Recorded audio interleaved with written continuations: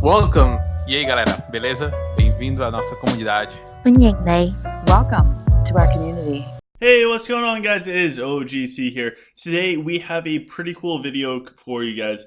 We're going to look at the interface for the Duel Tower, and I'll kind of walk through some little things about it that make it super awesome.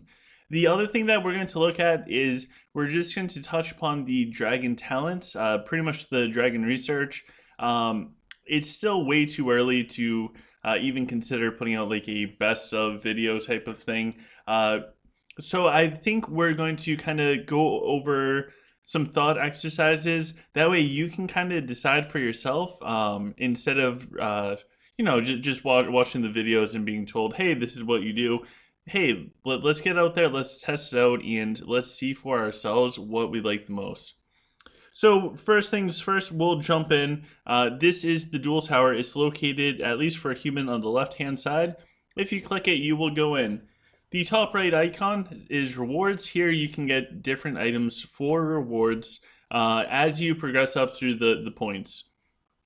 What will happen is based off of, I don't know if it's your castle level or your core power, somehow they determine how many points you start off with.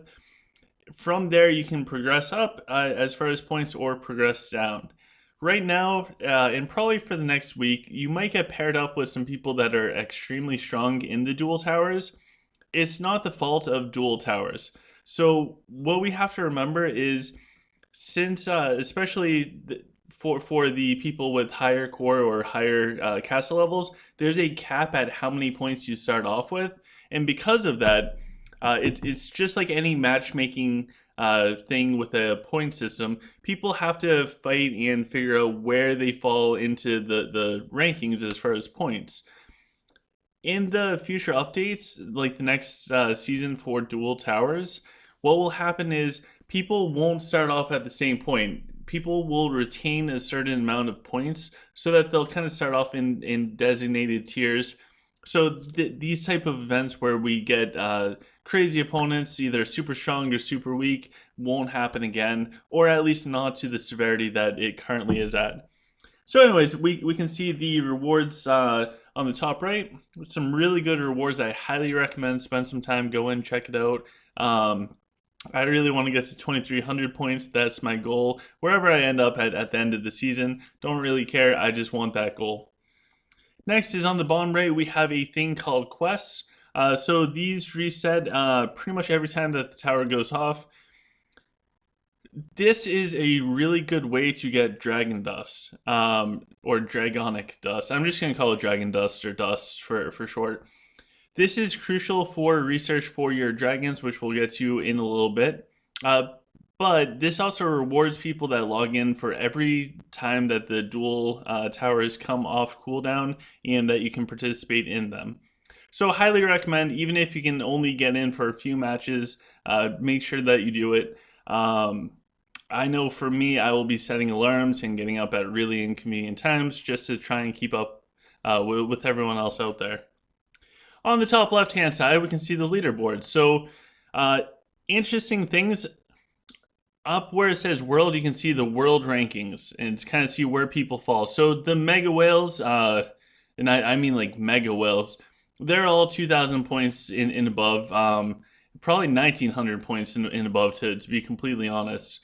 And actually even lower than that, you still have some insanely powerful people. So you can also click on the realm button, which is right there. Yes, got it. If you click on the realm button, you can see where you fall in for your specific realm. So here, for the hashtag Toby Nation fans, Toby is in third place currently. He's doing extremely well. For the hashtag AHS fans, AHS is in sixth place. I'm expecting him to go up as well. And then we can kind of come down and see where we line up. This will fluctuate throughout time simply because of the time zones for people to actually participate. So none of this is set in stone, it fluctuates. Now, one of the really cool features, and I love this feature, is the replays. So you can go in here and check out all of your replays. They actually save for a pretty long time. when you first open it up, you're going to see replays from like the world essentially. So here we can see them. If we click on the middle, right above where it says versus, there's like a play button. If you click that, it will pop up and we can see exactly what it looks like. This, by the way, is a wonderful way if you guys are curious to know like what other people's stats look like. Like this guy's got almost 2 million HP max. Insanity. I want to see the huntresses. 1700k HP huntresses. Like these people are in their own league, literally, and they'll be at their own tier competing. But if you guys ever get curious as far as skills and gearing characters, this is a wonderful resource. We're all really lucky to be able to see what other people are doing.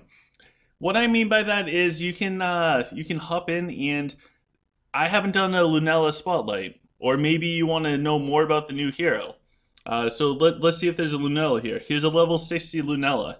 You can see exactly how they geared Lunella. The other thing is you can also click on abilities and see exactly how they skilled Lunella. This is a wonderful way to kind of check out other perspectives. Not just take my word for it or somebody else on YouTube or whatever Facebook says, because you know Facebook's always right.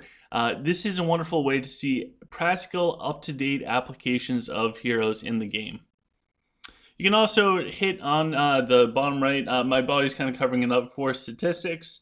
That way you can go in and kind of see what people are building overall for stats. So this person, the friendly person, so the Sylph player, was clearly going for might because they have over 3,300 might. That's insane. Whereas the other player has over 3,000 stamina. Just ridiculous numbers. Now you can also click right up here and see the damage taken. I really like this feature. It's kind of cool.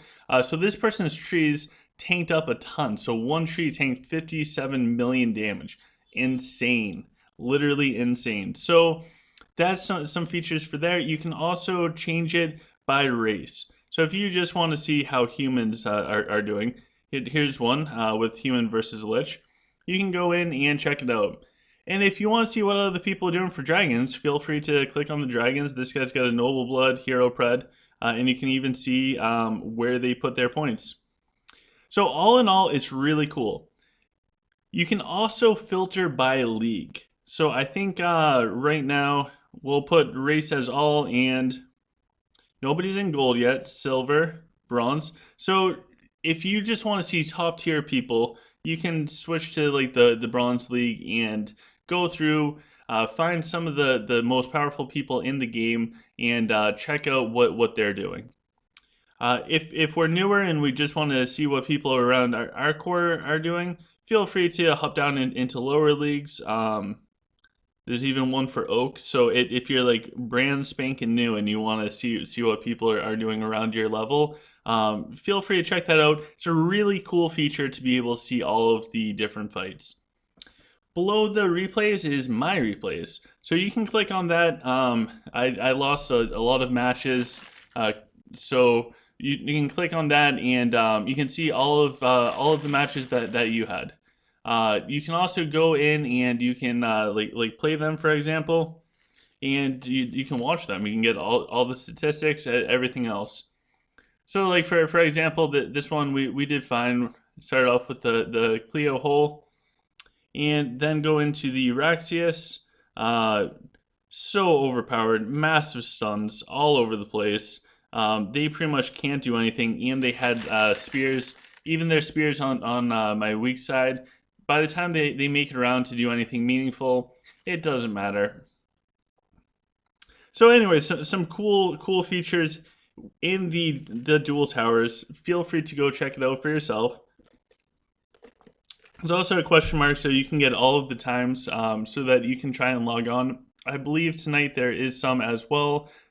For tomorrow, I'll have more fights from the actual Duel Towers. I think that's something that I'll do a lot of, simply because it's PvP, it's really good practice. And as I progress and get better, because let's be honest, I suck. as I get better, you guys can come along with me for that journey if you want to. And as I learn new things, I can pass that on to you guys. And in the comment sections, I get a lot of feedback that helps out.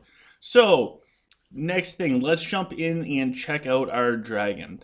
So you'll notice on the tab directly above my head, there's a new tab called Dragonic. I hope I'm saying that right. If you click on that, you can go in and you can do different skills. I'm not going to go through all of these because there are just so many. But if you click on one of the main tiers, you can go in and then read all about it as far as what each one gives different benefit to. I think for today, we can make it to like the tier 3. So you can go in there and find out which one you kind of want to focus on at first. Very general, very general. The destruction tab, it seems as if this is going to benefit probably ruby and topaz dragons the most. So this one is all about having increased damage, and if you have a damage dealing dragon, you're going to want all the increased damage that you can get. So that's a really good one to focus on if you have a topaz or a ruby dragon and you're going for dragon damage. The protection tab, it will keep your dragon alive longer, but the other skills that it has, it will benefit pretty much some of the healing, survivability, increase the health, and especially with this thing, the increased healing efficiency, these will stack over time with everything else. So the protection tab could be very beneficial for the green dragon, the emerald dragon. It could be very beneficial for the noble blood from Azul's if you want to focus on the healing aspect of noble blood. And it might actually be decent for the onyx dragon to kind of keep it alive longer. And finally, there is the affliction. I think that's how you say it. Right now, I'm going with the affliction because I think for the tier 3, this is the best out of the tier 3s. You can reset this. So for right now, I'm just playing for the short term as I study and learn more about this. And also getting a lot of feedback from the community, reading what other people say, and trying to put my own unique thoughts together. But for right now, this seems to be the best one for me, and that's what I'm going to focus on. And also when it comes to the very last ability, that one seems overpowered. But that's going to take about 11 million dust. So how do you level up these abilities? What you will get is throughout time, you will get more dragonic dust. You can get this through the treasure hunting, which make sure you do those because that's good free stuff. You'll get some every single day from your normal activity chests, and you'll also get it from participating in the Duel Tower. You can purchase this from the store. I don't know how I feel about it. I mean, if you have the extra money, go for it. Why not? But I don't know how I feel on it because every time that you get the Dragonic Crystal, which is what you actually upgrade the skills with. So if I want to upgrade this skill, I need Dragonic Crystals. And in order to get Dragonic Crystals, you spend the Dragon Dust. Now, every time you purchase one Dragonic Crystal, the next one costs 100 more Dragon Dust. So instead of being 2,000 Dragon Dust, the next one will be 2,100 Dragon Dust. And then it will go to 2,200, etc. to infinity and beyond. So it's going to add up really high, especially as we progress further on. So if you want to buy it, go for it. There's going to hit a point where it's going to take so much Dragon Dust just to get one more crystal. It's going to be literally insane. So do whatever you think is best for you. And with that, try out the different things. Pick one and just go with it. You can reset. If you reset, I'm not going to do it because I don't want to reset right now. But if you reset, or maybe we can. All right, never mind. We just reset our Dragon Temple. You just hit reset and hit OK, and it works just like that. Now, if we want to reset it again for a second time, we have to wait 15 days and spend 200 Lenari. So don't waste your reset like I just did. Save it for when you actually want to reset. And the last thing to note with the reset is it only resets one dragon. So if you're putting all of these points into multiple dragons, just know that when you reset, it only affects one dragon. So with that, guys, sorry that I don't have the best dragon research built on day number 2 or 3 or whatever it is. But I hope that you guys got some insight out of this on either what to do, what to focus on, how everything works, checking out replays to learn and get better. Hopefully you got something out of this. If you did, please smash the thumbs up button, like, share, subscribe. There's awesome information down in the description. If you want to join Patreon, go to the merch shop and get some cool swagger, or if you want to join the community Discord. With that, guys, I hope you guys have a wonderful day, and tomorrow we will have a ton of footage from Duel Towers. Peace.